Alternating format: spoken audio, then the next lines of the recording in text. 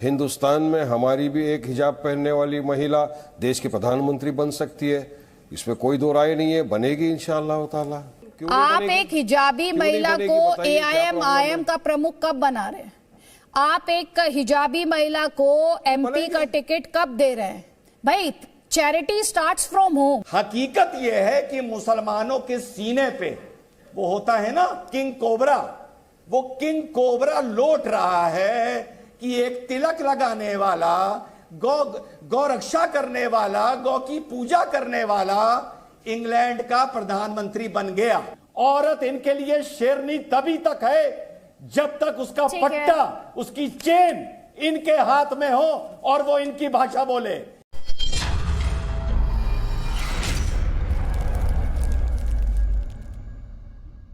Hello दोस्तों, स्वागत है आपका आर न्यूज चैनल पे एक और लेटेस्ट डिबेट के साथ। डिबेट काफी शानदार है, इसलिए अंत तक जरूर देखें। डिबेट में आप रिजवान अहमद, अदिति त्यागी, ओवैसी के पार्टी के प्रवक्ता वारिस पठान और अतीकुर रहमान को सुनने वाले हैं। दोस्तों, ऋषि सुनक जो कि हाल ही में ब्रिटेन के प्रधानमंत्री बने हैं और वो हिंदू हैं, और ये पहली बार हुआ है कि कोई अंग्रेजों के गढ़ में हिंदू प्रधानमंत्री बना हो। और इसी बात पर भारत के कई शांति दूतों के पिछवाड़े में इतना भयंकर धुआं निकला कि ओवैसी जैसा नेता ने एक अलग ही डिमांड रख दी। और ओवैसी ने कहा कि यदि ब्रिटेन में हिंदू प्रधानमंत्री बन सकता है तो भारत में भी एक हिजाबन को प्रधानमंत्री बनाओ। दोस्तों, इसी मुद्दे को लेकर अदिति त्यागी और रिजवान अहमद ने ओवैसी के पार्टी के प्रवक्ता वारिस पठान और ओवैसी को जमकर एक्सपोज किया है। और इसी एक्सपोज होने के डर से अतीकुर रहमान तो पहले ही डिबेट छोड़कर भाग गया। तो दोस्तों, कुल मिलाकर बात यह है कि डिबेट काफी शानदार होने वाली है, इसलिए अंत तक जरूर देखें। तो चलिए दोस्तों, देखते हैं मेन डिबेट।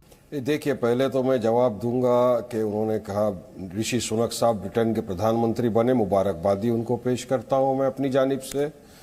बिल्कुल, एक कलावा पहना हुआ अगर एक हिंदू प्रधानमंत्री बनता है भारतीय ओरिजिन का, बड़ी बात है। हमको उम्मीद है अल्लाह सुब्हानहू तआला से कि एक दिन हिंदुस्तान में हमारी भी एक हिजाब पहनने वाली महिला देश की प्रधानमंत्री बन सकती है, इसमें कोई दो राय नहीं है, बनेगी इंशाअल्लाह ताला। तथ्यों पर बात करनी चाहिए वारिस भाई, लेकिन मेरा एक सवाल है। उम्मीद है कि वारिस भाई, मेरा सवाल है, हिजाबी PM बनाने की बात करती है आपके पार्टी, आपके सदर, और आप भी करते हैं। बिल्कुल, आप एक हिजाबी महिला को AIM का प्रमुख कब बना रहे हैं? आप एक हिजाबी महिला को MP का टिकट कब दे रहे हैं? आप एक हिजाबी महिला को सियासत में एक अहम रोल कब दे रहे हैं? भाई, चैरिटी स्टार्ट्स फ्रॉम होम। आपका सवाल अच्छा है जी, बिल्कुल आपका सवाल अच्छा है। मैं चाहूंगा कि सवाल अब जरा जो सत्ता में भाजपा को भी पूछ लेते कि आपने कितने मुस्लिम महिलाओं को टिकट दे दिया चुनाव लड़ने के लिए, या आज जो भाजपा के इतने बड़े बड़े बोर्ड्स हैं जो गवर्नमेंट के, कितनी महिलाएं उस बोर्ड के ऊपर चेयरमैन या आपने उनको प्रेसिडेंट बना के बिठा दिया? चलिए मुझे बताइए, किसी को भी। तो 15 अगस्त के दिन तो मोदी जी बात करते थे नारी सम्मान की, लाल किला से खड़ा होकर, मगर सरकार क्या करती है 15 अगस्त के दिन? मेरा सवाल AIM से है, जो इस देश में हिजाबी PM बनाने की बात कह रहे हैं। मेरा सवाल उनसे है। अब ये बताइए, AIM की प्रमुख एक महिला कब तक बन पाएगी आपके हिसाब से?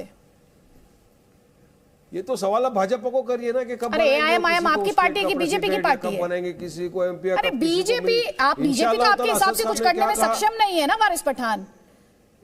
आप यही कहते हैं ना वो कुछ नहीं कर सकते। आपकी पार्टी सक्षम है, आप मुस्लिमों के रहनुमा क्लेम करते हैं खुद को, तो कोई तो आपके जहन में कोई साल होगा ना कि भाई ये साल है, ये हमारी एक विजन है जिसमें एक महिला प्रेसिडेंट होगी AIM की। ऐसी कोई विजन है आपकी? आप महिला अधिकारों को लेकर हिजाबी PM तो आप देखना चाहते हैं, लेकिन हिजाबी PM के लिए जो बेस बनेगा वो क्या कहीं और से आएगा क्या सर? कहीं से एक्सपोर्ट करके लाएंगे क्या, या इंपोर्ट होगा कहीं से? क्या होगा, मैं तो नहीं समझ पाई अभी तक। खैर, डॉक्टर रिजवान अहमद, उसके बाद विजय शंकर तिवारी, जल्दी जल्दी प्लीज। मैं बोलूं?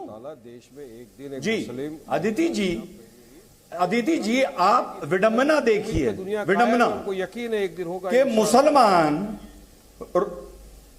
मुसलमान रोज सुबह शाम पानी पी पी के भाजपा को गालियां देता है, मोदी को, अमित शाह को गालियां देता है, और फिर उसी से यह सवाल पूछता है कि भैया तुम्हारी यहां मुसलमान MP कितने हैं, मुसलमान मंत्री कितने हैं, मुसलमान सांसद कितने हैं, मुसलमान फलाना कितने हैं?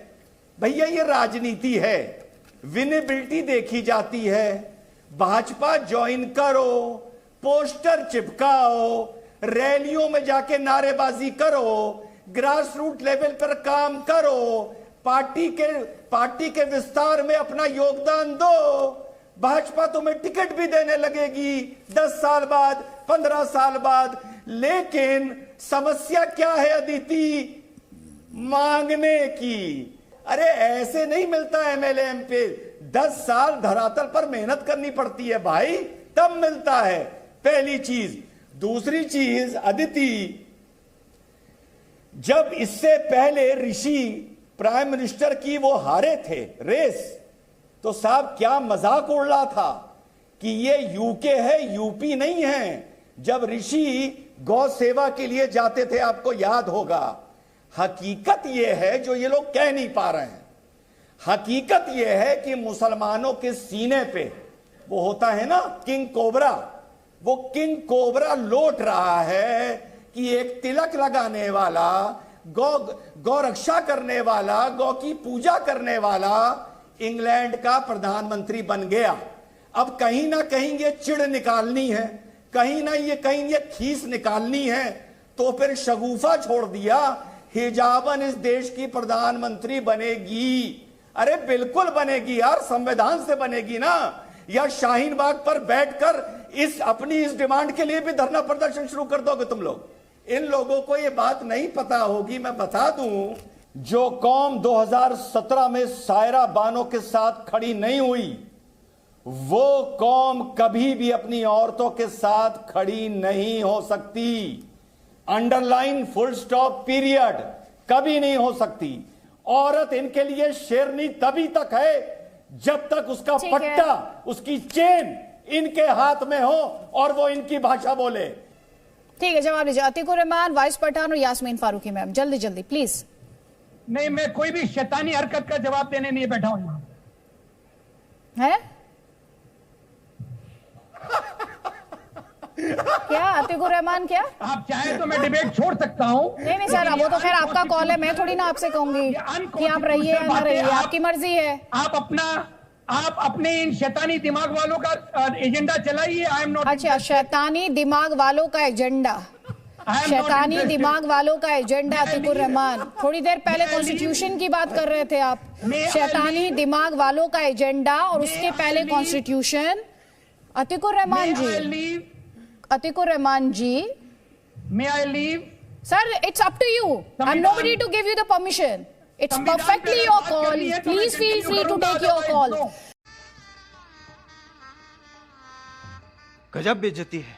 दोस्तों, हिंदू चाहे कहीं पे भी तरक्की करता हो तो इन जैसे मुस्लिम के पिछवाड़े में जरूर आग लगती है और कुछ ना कुछ ऐसे अनर्गल बयान देते हैं जिनकी वजह से इनको डिबेट में बोलने लायक नहीं छोड़ा जाता। और ऐसा ही ओवैसी के प्रवक्ता वारिस पठान के साथ इस डिबेट में हुआ है। दोस्तों, जब ऋषि सुनक ब्रिटेन के प्रधानमंत्री बने तो इन लोगों का भी मानना है कि भारत में भी अल्पसंख्यक लोग प्रधानमंत्री बन सकते हैं और इसीलिए एक हिजाबन को भारत का प्रधानमंत्री होना चाहिए। लेकिन आपने देखा कि डिबेट में जब एंकर अदिति त्यागी ने ओवैसी के प्रवक्ता वारिस पठान से ये पूछ लिया कि आपने अब तक कितने हिजाब वाली लड़कियों को या फिर औरतों को एमपी बनाया है या पार्टी में ऊंचे पद पर जगह दी है। दोस्तों, बस अदिति त्यागी के इतने से सवाल पर वारिस पठान एक्सपोज हो गया और ऐसा कोई भी एग्जाम्पल नहीं दे पाया कि ओवैसी की पार्टी ने कभी मुस्लिम महिला को बड़ा मंच दिया हो और कहीं पर भी मुस्लिम अधिकारों की बात की हो। दोस्तों, आपने देखा भी होगा तलाक और हिजाब बैन होने पर इसी पार्टी की प्रवक्ता सईदा फलक कैसे डिबेट में आकर दाड़े मार मार कर रोती थी। लेकिन जब ब्रिटेन का प्रधानमंत्री एक हिंदू बना तो इन लोगों को मुस्लिम महिलाओं के अधिकारों की चिंता होने लगी। और जैसा कि आपने डिबेट में देखा कि रिजवान अहमद ने तो इनको खुलकर एक्सपोज किया है और साफ साफ बताया है कि इन लोगों के कलेजे पर सांप इसलिए लौट रहे हैं क्योंकि ब्रिटेन का प्रधानमंत्री गौसेवक है और अपने सनातन धर्म को नहीं भूलता और हर जगह सनातन धर्म को बढ़ावा भी देता है, जैसा कि यूपी के मुख्यमंत्री आदित्य योगी नाथ जी करते हैं। तो दोस्तों, कुल मिलाकर बात यह है कि इन जैसे लोग वोटों के लिए मुस्लिम महिलाओं को गुमराह कर सकते हैं, उन्हें शेरनी बता सकते हैं, लेकिन जब सच में मुस्लिम महिलाओं के अधिकारों की बात की जाती है तो यही वो लोग हैं जो सबसे पहले मुस्लिम महिलाओं के अधिकार के खिलाफ बोलते हैं। तो दोस्तों, डिबेट के बारे में आपकी क्या राय है कमेंट बॉक्स में जरूर बताएं और डिबेट अच्छी लगे तो ज्यादा से ज्यादा शेयर करें ताकि हमारे और भी भाई इस डिबेट का आनंद उठा सकें। और यदि डिबेट आपको किसी भी एंगल से पसंद आए तो चैनल को सब्सक्राइब करें, साथ में बेल आइकन को प्रेस करें ताकि हमारे आने वाले वीडियोस का नोटिफिकेशन आपको तुरंत प्रभाव से मिल जाए। मिलते हैं अगले वीडियो में। जय हिंद, राम राम।